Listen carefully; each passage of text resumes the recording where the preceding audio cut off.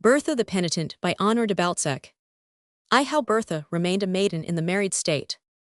About the time of the first flight of the Dauphin, which threw our good sire Charles the Victorious into a state of great dejection, there happened a great misfortune to a noble house of Touraine, since extinct in every branch, and it is owing to this fact that this most deplorable history may now be safely brought to light to aid him in this work. The author calls to his assistance the holy confessors martyrs, and other celestial dominations, who by the commandments of God, were the promoters of good in this affair.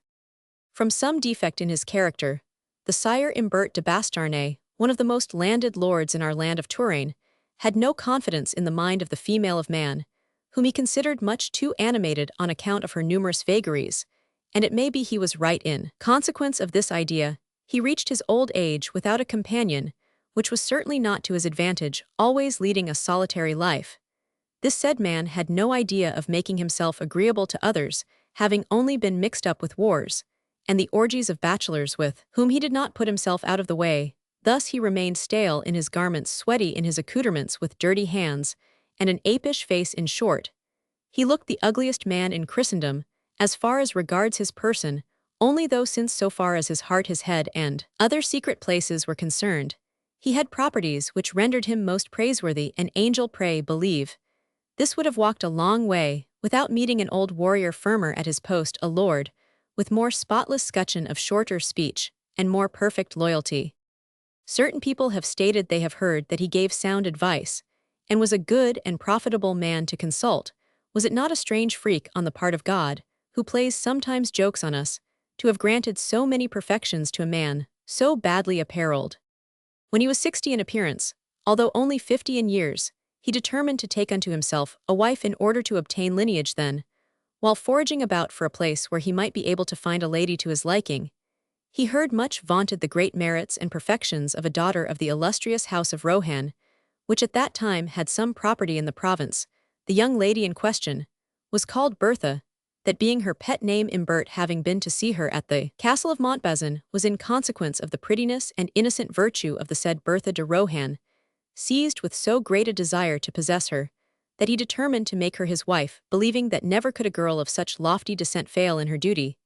This marriage was soon celebrated, because the sire de Rohan had 7 daughters, and hardly knew how to provide for them all at a time, when people were just recovering from the late wars, and patching up their unsettled affairs now. The good man Bastarnais happily found Bertha really a maiden, which fact bore witness to her proper bringing up, and perfect maternal correction. So immediately the night arrived when it should be lawful for him to embrace her, he got her with a child so roughly that he had proof of the result 2 months after marriage, which rendered the sire Imbert joyful to a degree. In order that we may here finish with this portion of the story, let us at once state that from this legitimate grain was born the sire de Bastarnais, who was duke by the grace of Louis XI, his chamberlain, and more than that his ambassador in the countries of Europe, and well beloved of this most redoubtable lord, to whom he was never faithless. His loyalty was an heritage from his father, who from his early youth was much attached to the Dauphin, whose fortunes he followed even in the rebellions,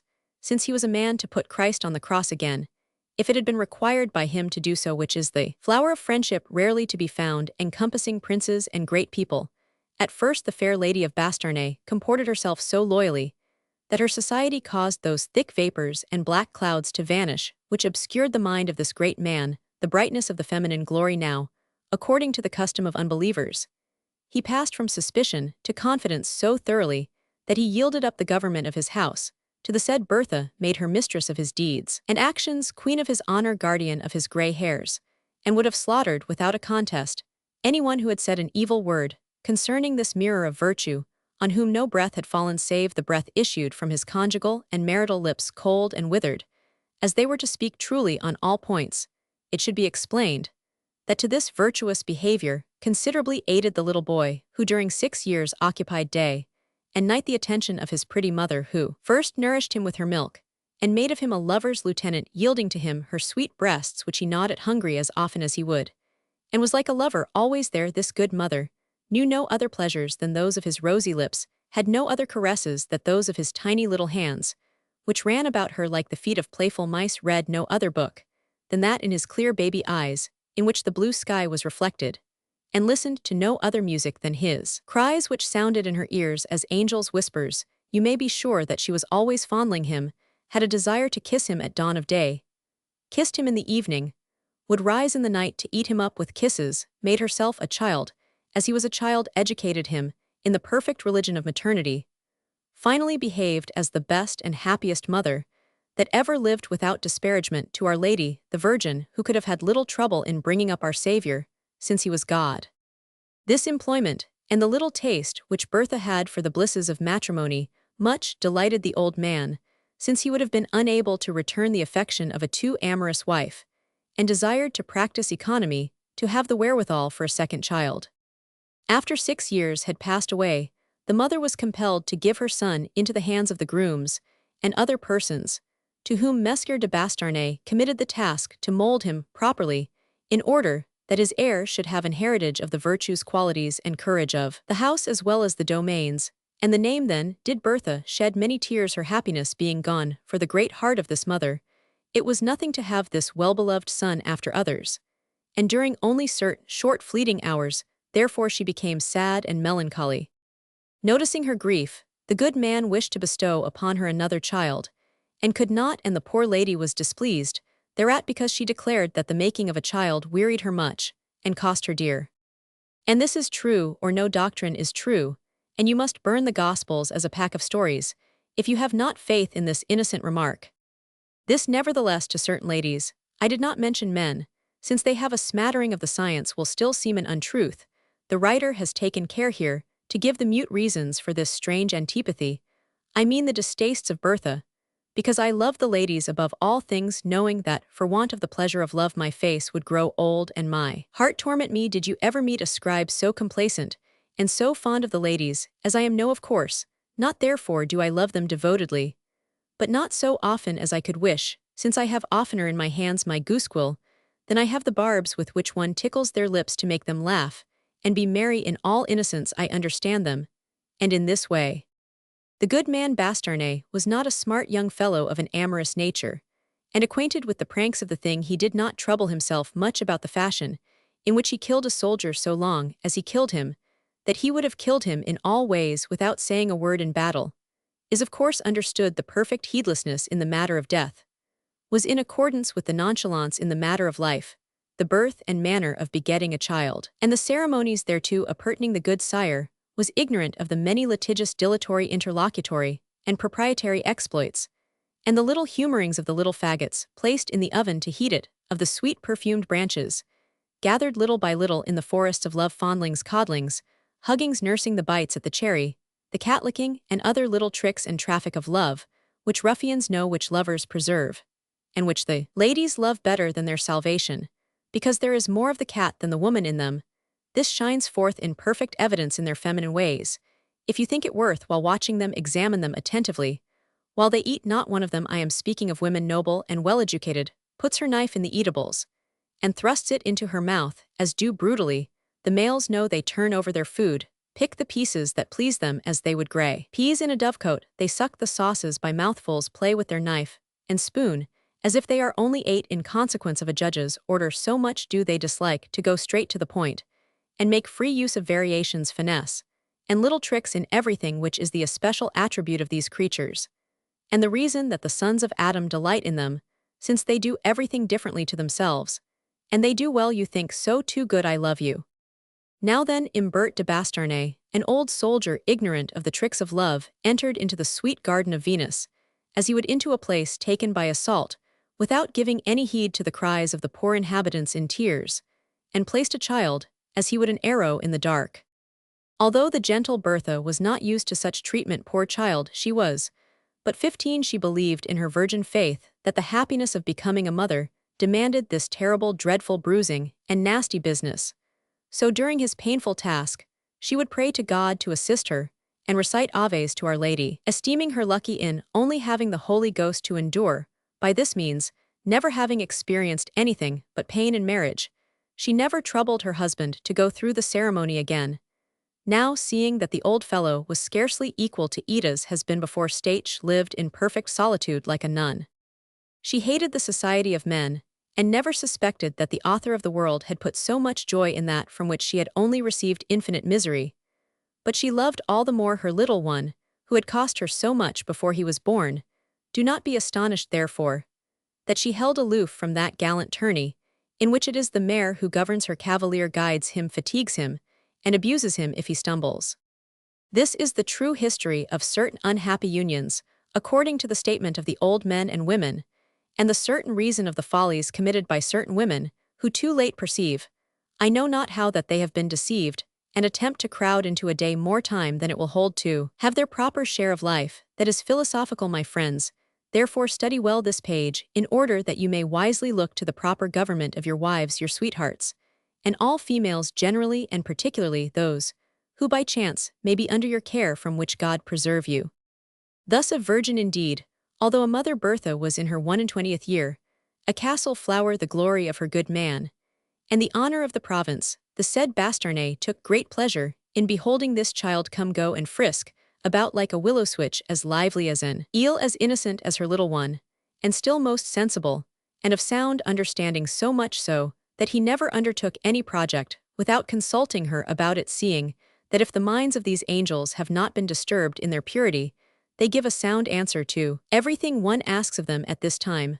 Bertha lived near the town of Laux in the castle of her lord, and there resided with no desire to do anything but look after her household duties, after the old custom of the good housewives, from which the ladies of France were led away. When Queen Catherine and the Italians came with their balls and merrymakings to these practices, Francis I and his successors, whose easy ways did as much harm to the state of France as the goings-on of the Protestants, lent their aid.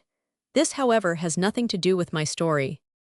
About this time, the Lord and Lady of Bastarnais were invited by the king to come to his town of Laux, where for the present he was with his court, in which the beauty of the Lady of Bastarnais had made a great noise. Bertha came to Laux, received many kind praises from the king, was the center of the homage of all the young nobles who feasted their eyes on this apple of love, and of the old ones who warmed themselves at this sun.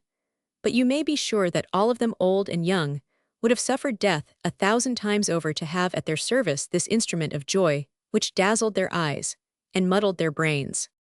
Bertha was more talked about in Laux than either God or the Gospels, which enraged a great many ladies who were not so bountifully endowed with charms, and would have given all that was left of their honor to have sent back to her castle this fair gatherer of smiles.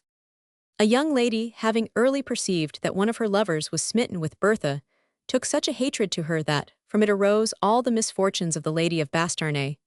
But also from the same source came her happiness, and her discovery of the gentle land of love, of which she was ignorant. This wicked lady had a relation who had confessed to her directly he saw Bertha that to be her lover, he would be willing to die after a month's happiness with her, bear in mind that this cousin was as handsome as a girl is beautiful, had no hair on his chin, would have gained his enemy's forgiveness by asking for it, so melodious was his young voice, and was scarcely 20 years of age.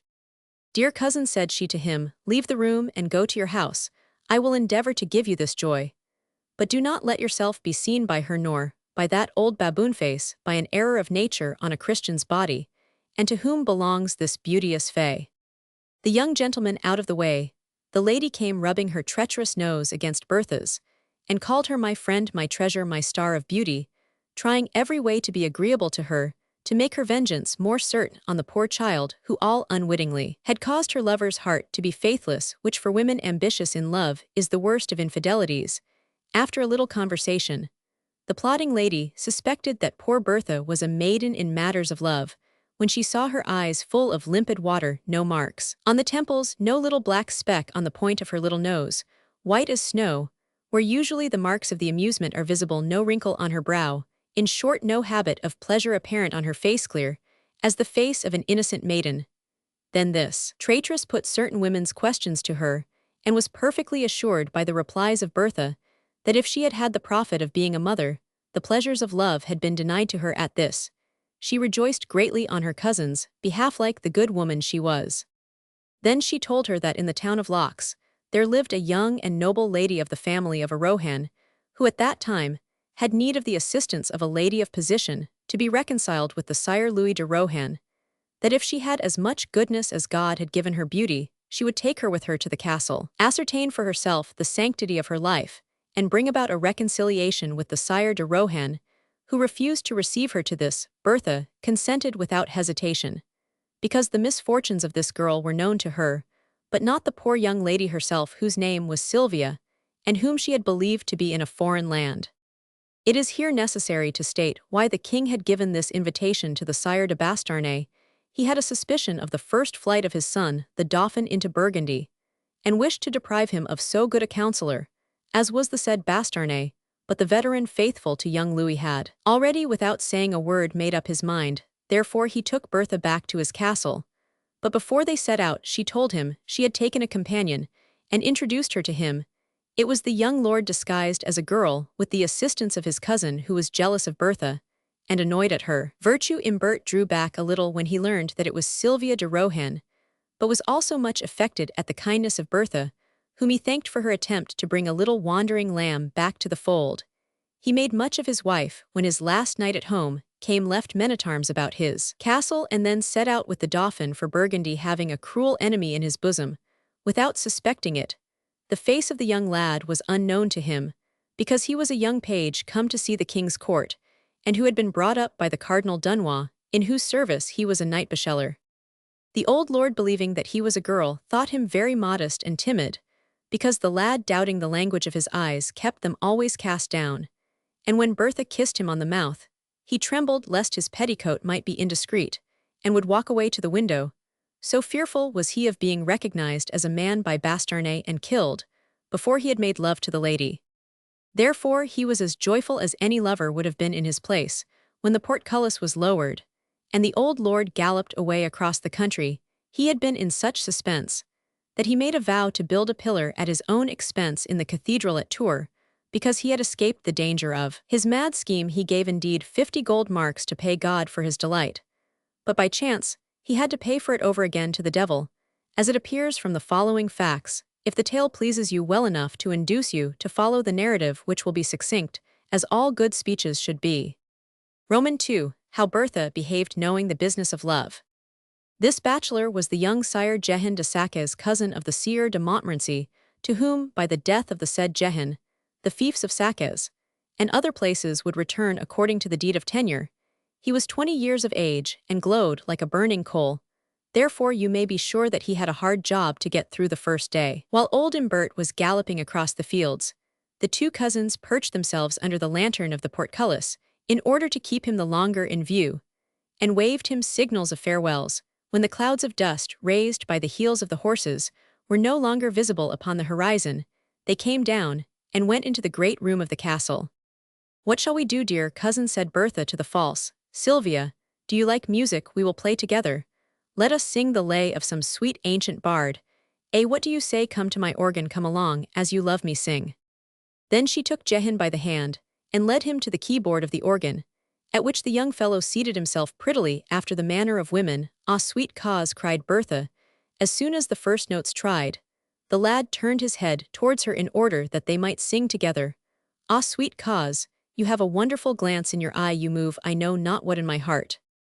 "Ah, cousin," replied the false Sylvia, "that it is which has been my ruin. A sweet milord of the land across the sea told me so often that I had fine eyes, and kissed them so well, that I yielded so much pleasure did I feel in letting them be kissed." "Cousin, does love then commence in the eyes?"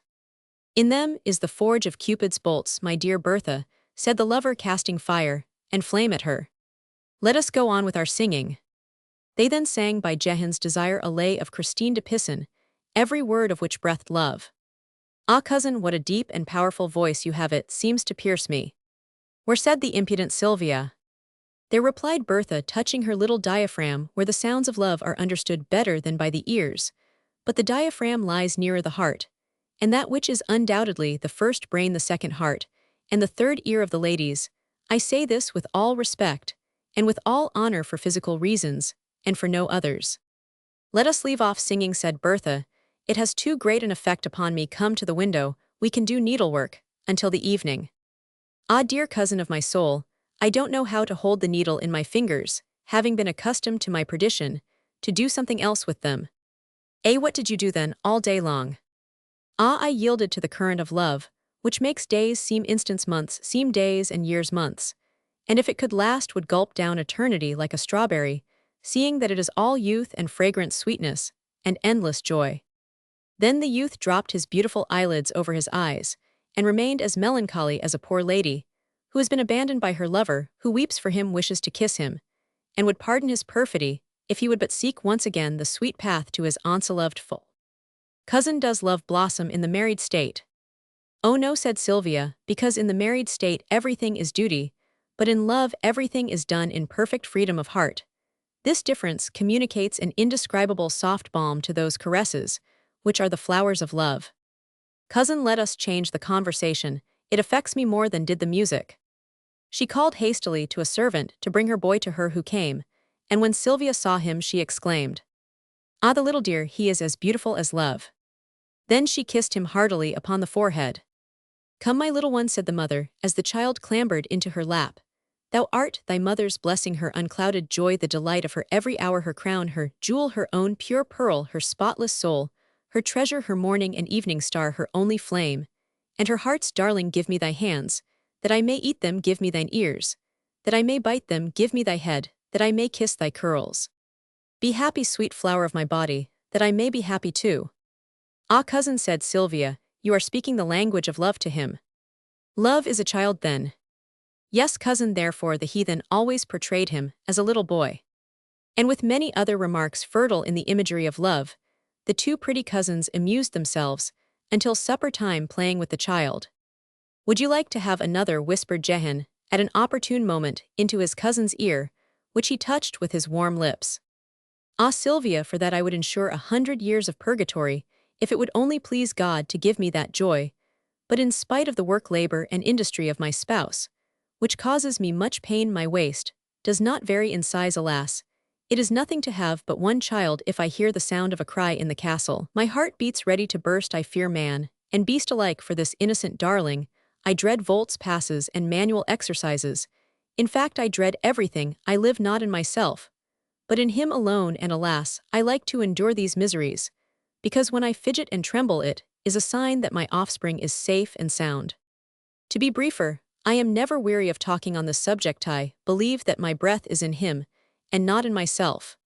With these words, she hugged him to her breasts, as only mothers know how to hug children, with a spiritual force that is felt only in their hearts. If you doubt this, watch a cat carrying her kittens in her mouth. Not one of them gives a single mew. The youthful gallant, who had certain fears about watering this fair unfertile plain, was reassured by this speech.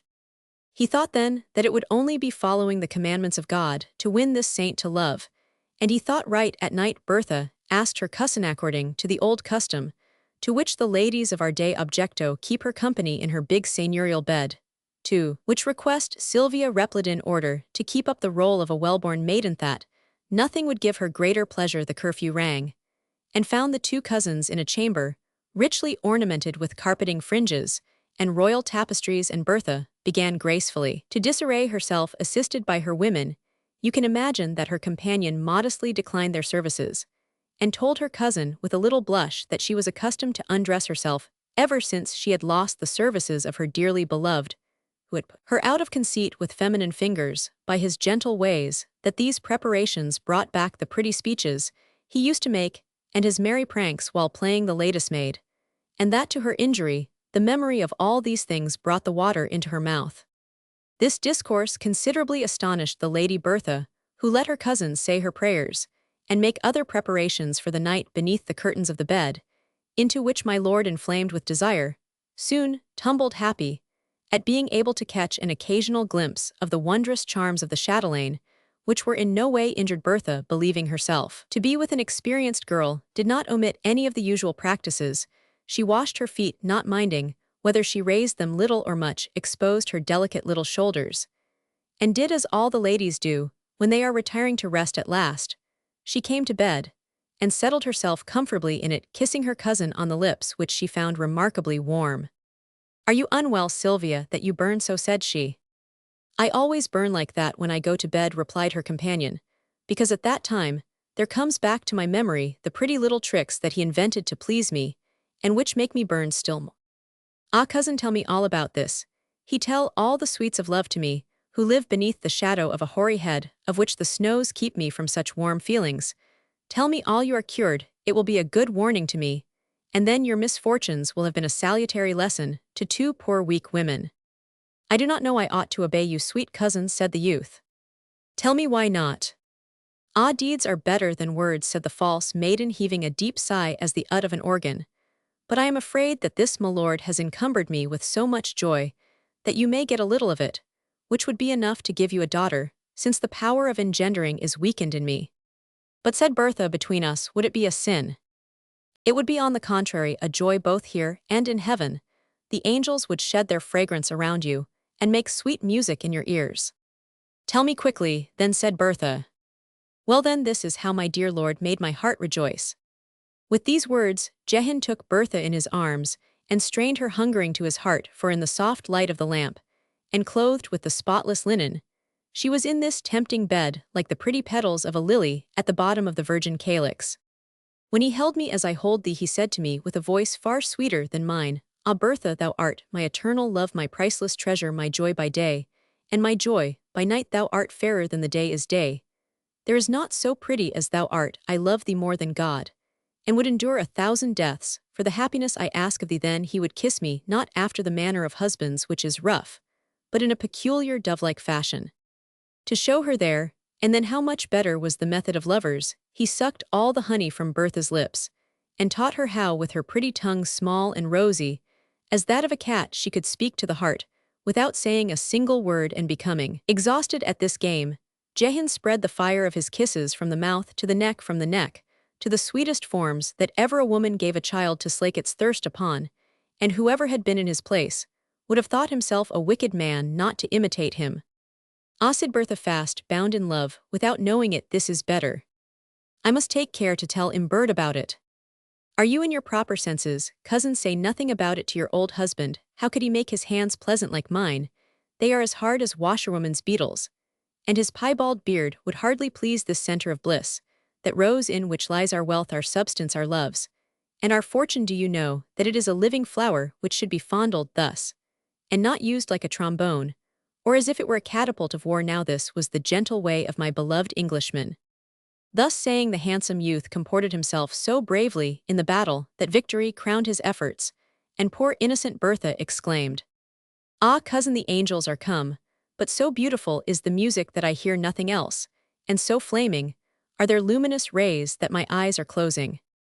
And indeed, she fainted under the burden of those joys of love, which burst forth in her like the highest notes of the organ, which glistened like the most magnificent aurora, which flowed in her veins like the finest musk, and loosened the liens of her life in giving her a child of love, who made a great deal of confusion in taking up his quarters. Finally, Bertha imagined herself to be in paradise.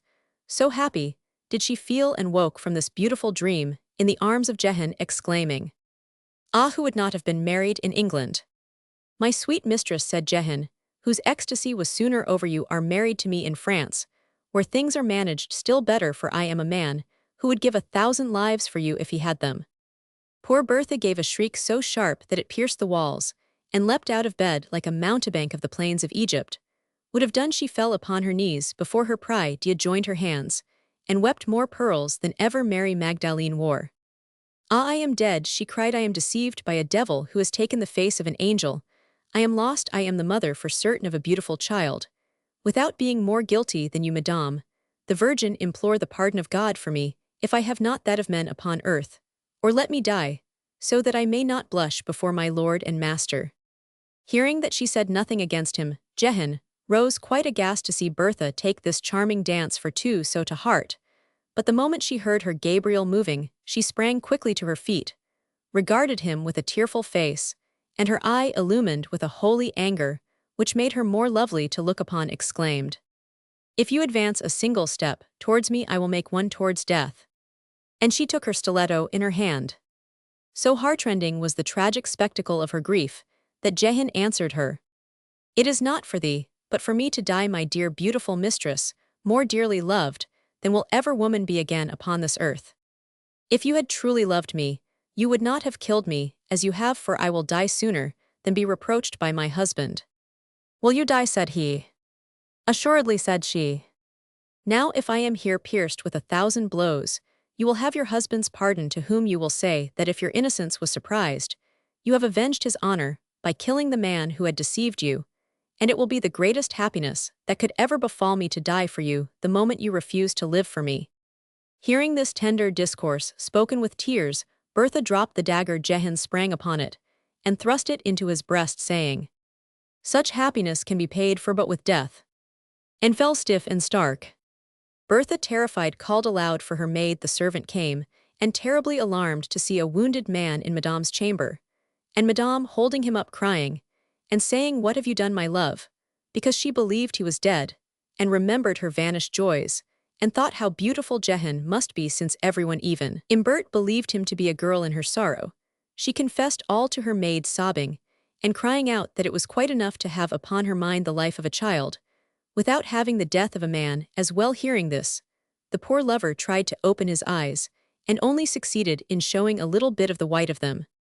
"Ha, Madame, don't cry out," said the servant. "Let us keep our senses together, and save this pretty night. I will go and seek La Follette in order not to let any physician or surgeon into the secret, and as she is a sorceress, she will, to please Madame, perform the miracle of healing this wound, so not a trace of it shall remain." "Run," replied Bertha, "I will love you, and will pay you well for this assistance." But before anything else was done, the lady and her maid agreed to be silent about this adventure, and hide Jehan from every eye. Then the servant went out into the night to seek La Follette, and was accompanied by her mistress as far as the postern, because the guard could not raise the portcullis without Bertha's special order. Bertha found on going back that her lover had fainted, for the blood was flowing from the wound. At the sight, she drank a little of his blood, thinking that Jehan had shed it for her. Affected by this great love, and by the danger, she kissed this pretty varlet of pleasure on the face, bound up his wound, bathing it with her tears, beseeching him not to die, and exclaiming that if he would live she would love him with all her heart. You can imagine that the chatelaine became still more enamored, while observing what a difference there was between a young knight like Jehan, white, downy, and agreeable, and an old fellow like Imbert, bristly, yellow, and wrinkled. This difference brought back to her memory that which she had found in the pleasure of love. Moved by this souvenir, her kisses became so warm that Jehan came back to his senses. His look improved, and he could see Bertha, from whom in a feeble voice he asked forgiveness, but Bertha forbade him to speak until La Follette had arrived. Then both of them consumed the time by loving each other with their eyes, since in those of Bertha there was nothing but compassion, and on these occasions pity is akin to love. La Follette was a hunchback, vehemently suspected of dealings in necromancy, and of riding to nocturnal orgies on a broomstick. According to the custom of witches, certain persons had seen her putting the harness on her broom in the stable, which, as everyone knows, is on the housetops.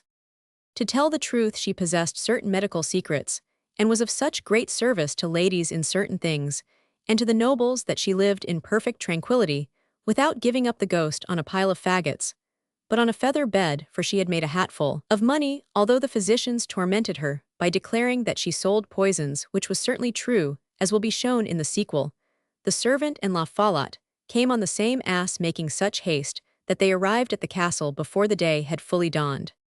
The old hunchback exclaimed as she entered the chamber, "Now, then, my children, what is the matter?" This was her manner, which was familiar with great people who appeared very small to her. She put on her spectacles, and carefully examined the wound, saying, "This is fine blood, my dear, you have tasted it. That's all right, he has bled externally." Then she washed the wound with a fine sponge under the nose of the lady, and the servant, who held their breath to be brief, Follette, gave it as her medical opinion that the youth would not die from this blow, although, said she, looking at his hand, he will come to a violent end through this night's deed.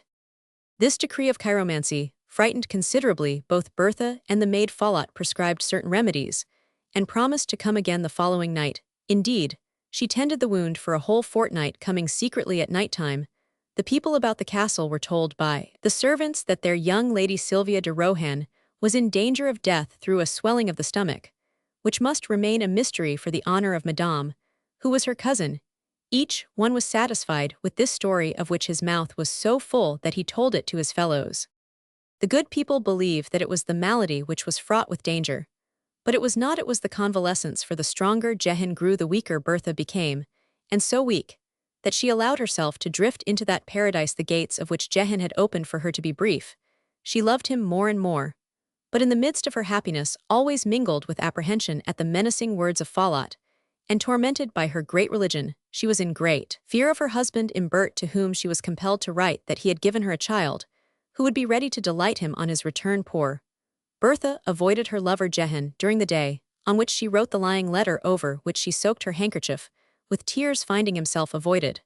For they had previously left each other, no more than fire leaves the wood it has bitten. Jehan believed that she was beginning to hate him, and straightway he cried too in the evening. Bertha, touched by his tears which had left their mark upon his eyes, although he had well dried them, told him the cause of her sorrow, mingling therewith her confessions of her terrors for the future, pointing out to him how much they were both to blame, and discoursing so beautifully to him, gave utterance to such Christian sentences ornamented with holy tears and contrite prayers, that Jehan was touched to the quick by the sincerity of his mistress, this love, innocently united to repentance, this nobility in sin, this mixture of weakness and strength, would, as the old authors say, have changed the nature of a tiger, melting it to pity. You will not be astonished, then, that Jehan was compelled to pledge his word as a knight-bachelor to obey her in whatever she should command him to save her in this world, and in the next. Delighted at this confidence in her and this goodness of heart, Bertha cast herself at Jehan's feet, and kissing them exclaimed, "O my love, whom I am compelled to love, although it is a mortal sin to do so, thou who art so good, so gentle to thy poor Bertha, if thou wouldst have her always think of thee with pleasure, and stop the torrent of her tears, whose source is so pretty and so pleasant here to show him that it was so, she let him steal a kiss. Jehan, if thou wouldst that the memory of our celestial joys, angel music, and the fragrance of love should be a consolation to me in my loneliness, rather than a torment, do that which the Virgin commanded me to order thee in a dream, in which I was beseeching her to direct me in the present case, for I had asked her to come to me, and she had come. Then I told her the horrible anguish I should endure, trembling for this little one, whose movements I already feel, and for the real father who would be at the mercy of the other, and might expiate his paternity by a violent death, since it is possible that La Follette saw clearly into his future life. Then the beautiful Virgin told me, smiling, that the Church offered its forgiveness for our faults, if we followed her commandments, that it was necessary to save one's self from the pains of hell by reforming, before heaven became angry. Then with her finger she showed me a Jehan like thee, but dressed as thou shouldst be, and as thou wilt be if thou does but love thy Bertha with a love eternal.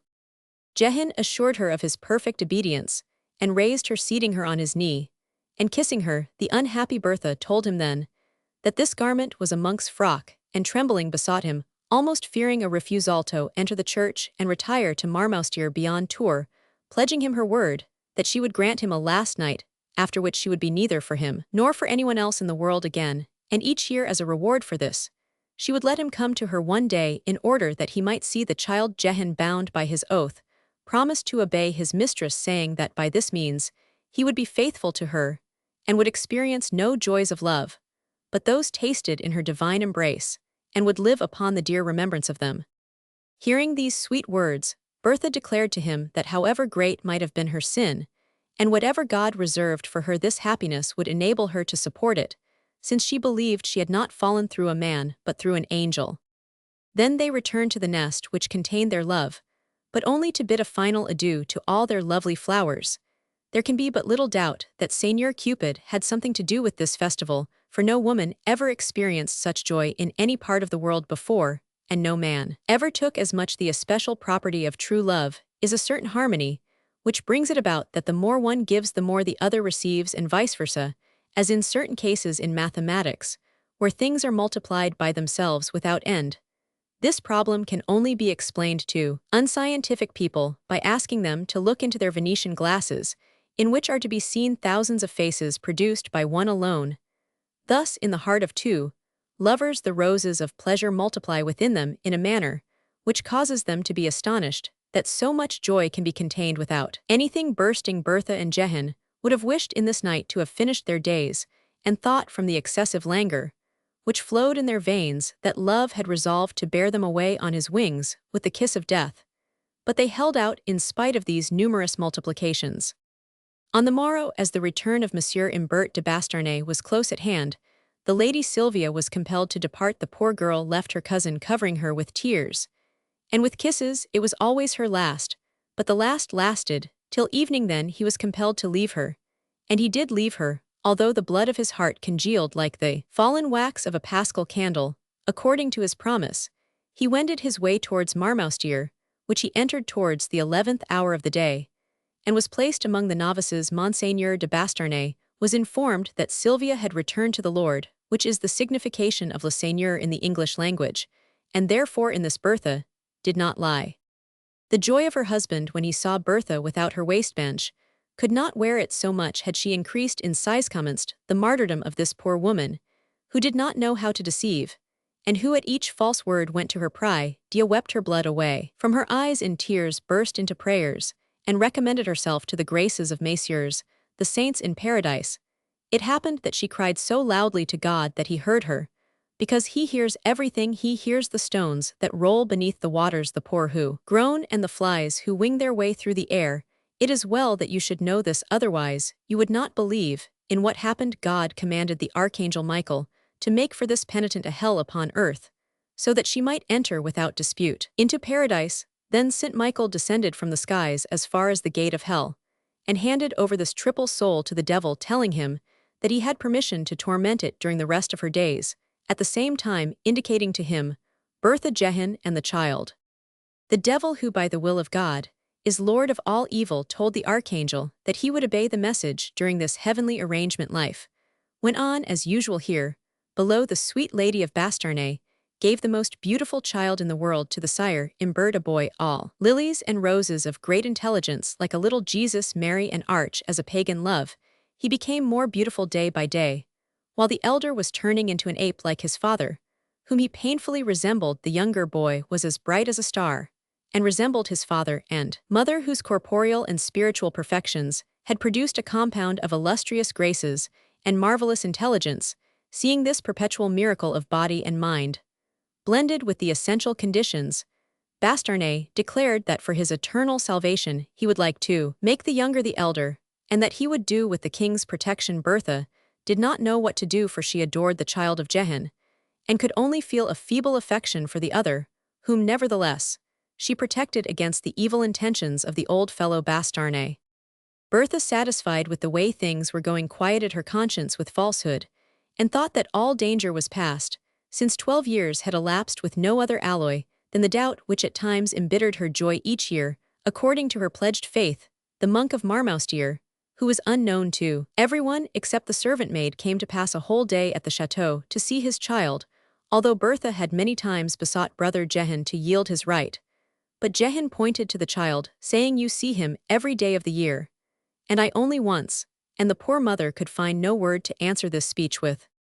A few months before the last rebellion of the Dauphin Louis against his father, the boy was treading closely on the heels of his 12th year, and appeared likely to become a great savant. So learned was he in all the sciences. Old Basternay had never been more delighted at having been a father in his life, and resolved to take his son with him to the court of Burgundy, where Duke Charles promised to make for this well-beloved son a position which should be the envy of princes, for he was not at all averse to clever people seeing matters thus arranged. The devil judged the time to be ripe for his mischiefs. He took his tail and flapped it right into the middle of this happiness, so that he could stir it up in his own peculiar way. Roman 3. Horrible chastisement of Bertha and expiation of the same who died pardoned. The servant of the Lady of Basternay, who was then about 35 years old, fell in love with one of the master's men-at-arms, and was silly enough to let him take loaves out of the oven, until there resulted therefrom a natural swelling, which certain wags in these parts call a 9 months' dropsy. The poor woman begged her mistress to intercede for her with the master, so that he might compel this wicked man to finish at the altar that which he had commenced elsewhere. Madame de Basternay had no difficulty in obtaining this favor from him, and the servant was quite satisfied. But the old warrior, who was always extremely rough, hastened into his praetorium, and blew him up sky-high, ordering him, under the pain of the gallows, to marry the girl, which the soldier preferred to do, thinking more of his neck than of his peace of mind. Basternay sent also for the female, to whom he imagined, for the honor of his house, he ought to sing a litany mixed with epithets, and ornamented with extremely strong expressions, and made her think by way of punishment that she was not going to be married, but flung into one of the cells in the jail. The girl fancied that Madame wanted to get rid of her in order to inter the secret of the birth of her beloved son. With this impression, when the old ape said such outrageous things to her, namely, that he must have been a fool to keep a harlot in his house, replied that he certainly was a very big fool, seeing that, for a long time past, his wife had been played the harlot, and with a monk too, which was the worst thing that could happen to a warrior. Think of the greatest storm you ever saw it in your life, and you will have a weak sketch of the furious rage into which the old man fell, when thus assailed in a portion of his heart which was a triple life. He seized the girl by the throat, and would have killed her there, and then, but she, to prove her story, detailed the how, the why, and the when, and said that if he had no faith in her, he could have the evidence of his own ears, by hiding himself the day that Father Jehan de Saques, the prior of Marmoustier, came. He would then hear the words of the father who solaced herself for his year's fast, and in one day kissed his son for the rest of the year. Imbert ordered this woman instantly to leave the castle, since if her accusation were true, he would kill her just as though she had invented a tissue of lies. In an instant he had given her 100 crowns, besides her man enjoining them not to sleep in Touraine, and for greater security they were conducted into Burgundy by de Bastarnet's officers. He informed his wife of their departure, saying that as her servant was a damaged article, he had thought it best to get rid of her, but had given her 100 crowns, and found employment for the man at the court of Burgundy. Bertha was astonished to learn that her maid had left the castle, without receiving her dismissal from her mistress, but she said nothing soon afterwards. She had other fish to fry, for she became a prey to vague apprehensions, because her husband, completely changed in his manner, commenced to notice the likeness of his firstborn to himself, and could find nothing resembling his nose, or his forehead, his this or his, that in the youngest he loved so well. He is my very image, replied Bertha one day, that he was throwing out these hints. Know you not, that in well-regulated households children are formed from the father and mother each in turn, or often from both together, because the mother mingles her qualities with the vital force of the father. Some physicians declare that they have known many children born without any resemblance to either father or mother, and attribute these mysteries to the whim of the Almighty. You have become very learned, my dear, replied Bastarnet, but I who am an ignoramus, I should fancy that a child who resembles a monk had a monk for a father, said Bertha, looking at him with an unflinching gaze, although ice rather than blood was coursing through her veins. The old fellow thought he was mistaken, and cursed the servant, but he was none the less determined to make sure of the affair, as the day of Father Jehan's visit was close at hand. Bertha, whose suspicions were aroused by this speech, wrote him that it was her wish that he should not come this year, without however telling him her reason. Then she went in search of La Follette at Lox, who was to give her letter to Jehan, and believed everything was safe for the present. She was all the more pleased at having written to her friend, the prior, when Imbert, who towards the time appointed for the poor monk's annual treat, had always been accustomed to take a journey into the province of Maine, where he had considerable property, remained this time at home, giving as his reason the preparations for rebellion, which Monseigneur Louis was then making against his father, who, as everyone knows, was so cut up at this revolt that it caused his death. This reason was so good a one that poor Bertha was quite satisfied with it, and did not trouble herself on the regular day. However, the prior arrived as usual. Bertha, seeing him, turned pale, and asked him if he had not received her message. What message? Said Jehan. Ah, we are lost, then the child thou, and I, replied Bertha. Why so? Said the prior. I know not, said she, but our last day has come. She inquired of her dearly beloved son, where Bastarnet was. The young man told her that his father had been sent for by a special messenger to Lox, and would not be back until evening. Thereupon Jehan wished, in spite of his mistress, to remain with her and his dear son, asserting that no harm would come of it after the lapse of 12 years, since the birth of their boy. The days when that adventurous night you know of was celebrated, Bertha stayed in her room with the poor monk until supper time. But on this occasion the love chastened by the apprehensions of Bertha, which was shared by Jehan directly. She had informed him of them, dined immediately, although the prior of Marmoustier reassured Bertha by pointing out to her the privileges of the church, and how Bastarnet, already in bad odor at court, would be afraid to attack a dignitary of Marmoustier when they were sitting down to table there. Little one happened to be playing, and in spite of the reiterated prayers of his mother would not stop his games, since he was galloping about the courtyard on a fine Spanish barb, which Duke Charles of Burgundy had presented to Bastarnet, and because young lads like to show off, varlets make themselves bachelors at arms, and bachelors wish to play the knight, this boy was delighted, at being able to show the monk what a man he was becoming, he made the horse jump like a flea in the bedclothes, and sat as steady as a trooper in the saddle. "Let him have his way, my darling," said the monk to Bertha. "Disobedient children often become great characters." Bertha ate sparingly, for her heart was as swollen as a sponge in water. At the first mouthful, the monk, who was a great scholar, felt in his stomach a pain, and on his palate a bitter taste of poison that caused him to suspect that the Sire de Bastarnais had given them all their quietus. Before he had made this discovery, Bertha had eaten. Suddenly, the monk pulled off the tablecloth and flung everything into the fireplace, telling Bertha his suspicion. Bertha thanked the Virgin that her son had been so taken up with his sport, retaining his presence of mind. Jehan, who had not forgotten the lesson he had learned as a page, leaped into the courtyard, lifted his son from the horse, sprang across it himself, and flew across the country with such speed that you would have thought him a shooting star if you had seen him digging the spurs into the horse's bleeding flanks. And he was at Locke's in Follot's house, in the same space of time that only the devil could have done the journey. He stated the case to her in 2 words, for the poison was already frying his marrow, and requested her to give him an antidote. "Alas," said the sorceress, "had I known that it was for you I was giving this poison, I would have received in my breast the dagger's point with which I was threatened, and would have sacrificed my poor life to save that of a man of God, and of the sweetest woman that ever blossomed on this earth. For alas, my dear friend, I have only 2 drops of the counterpoison that you see in this phial. Is there enough for her?" "Yes, but go at once," said the old hag. The monk came back more quickly that he went, so that the horse died under him in the courtyard. He rushed into the room where Bertha, believing her last hour to be come, was kissing her son, and writhing like a lizard in the fire, uttering no cry for herself, but for the child, left to the wrath of Bastarnais, forgetting her own agony at the thought of his cruel future. "Take this," said the monk, "my life is saved." Jehan had the great courage to say these words with an unmoved face, although he felt the claws of death seizing his heart. Hardly had Bertha drunk when the prior fell dead, not however without kissing his son, and regarding his dear lady with an eye that changed not even after his last sigh.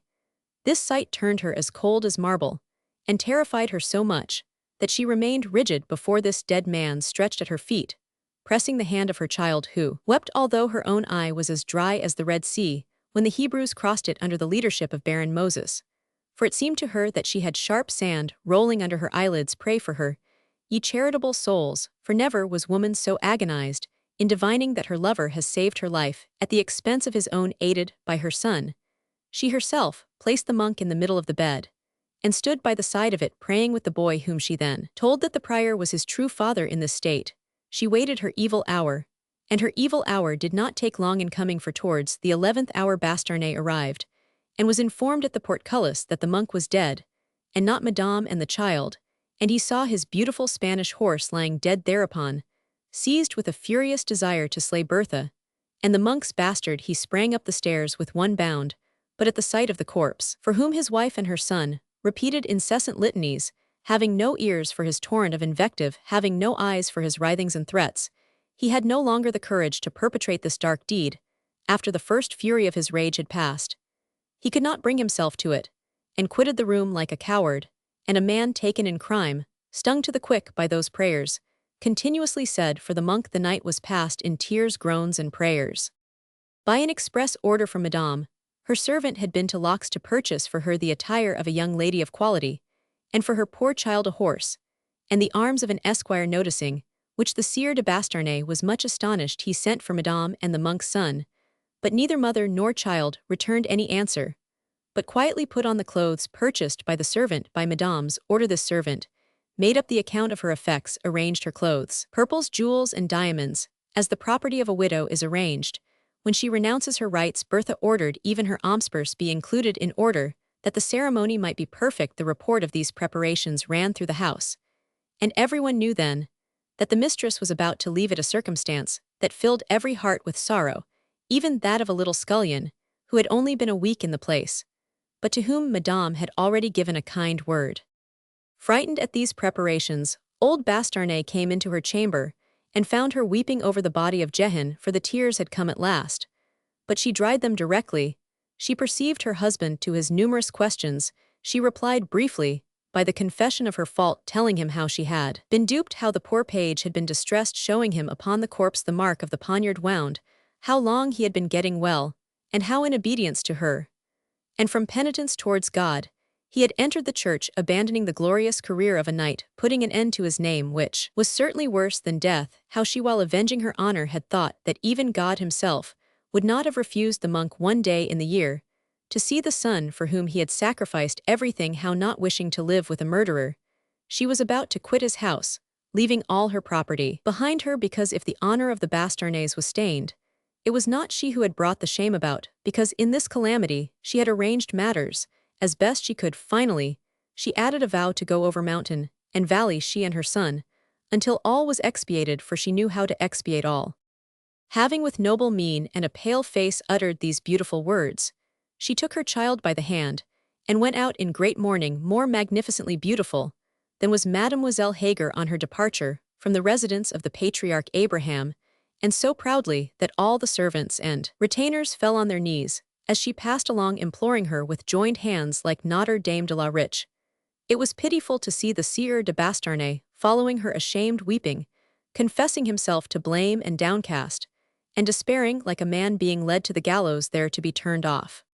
And Bertha turned a deaf ear to everything. The desolation was so great that she found the drawbridge lowered, and hastened to quit the castle, fearing that it might be suddenly raised again. But no one had the right or the heart to do it.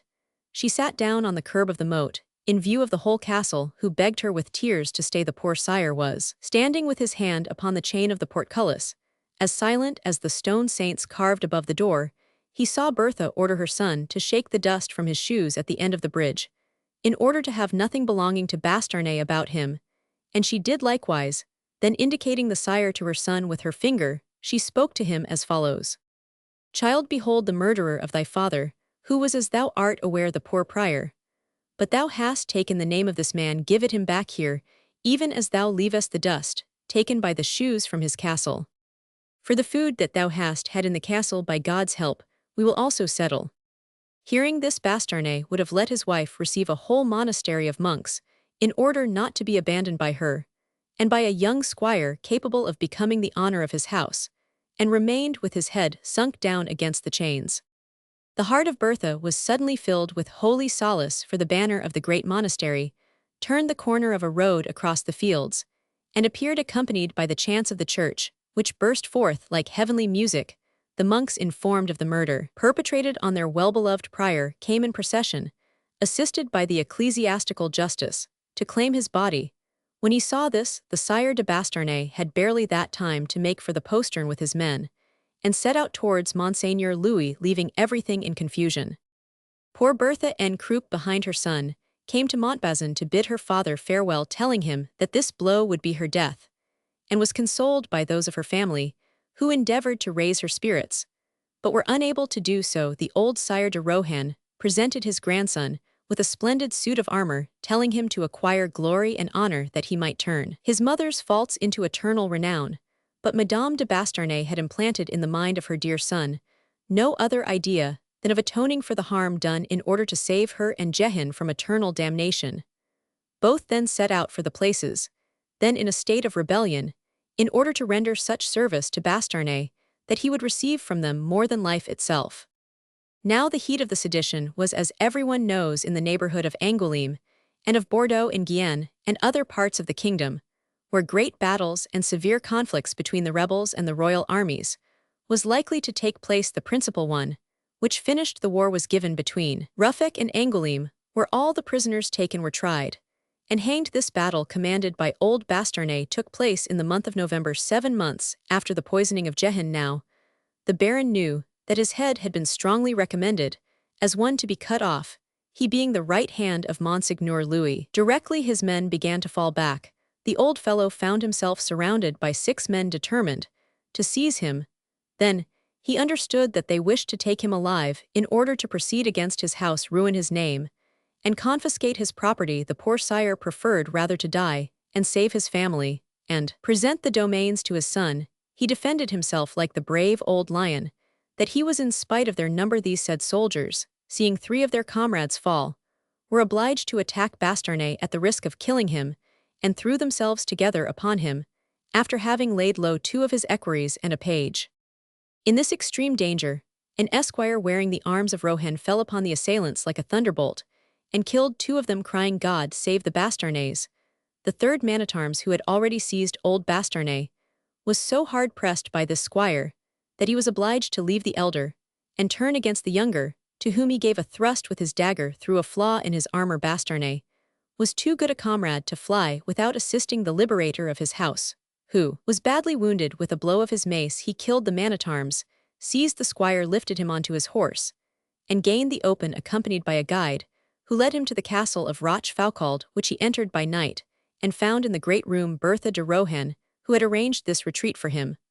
But on removing the helmet of his rescuer, he recognized the son of Jehan, who expired upon the table, as by a final effort he kissed his mother, and saying in a loud voice to her, "Mother, we have paid the debt we owed him." Hearing these words, the mother clasped the body of her loved child to her heart, and separated from him never again, for she died of grief, without hearing or heeding the pardon and repentance of Bastarnais.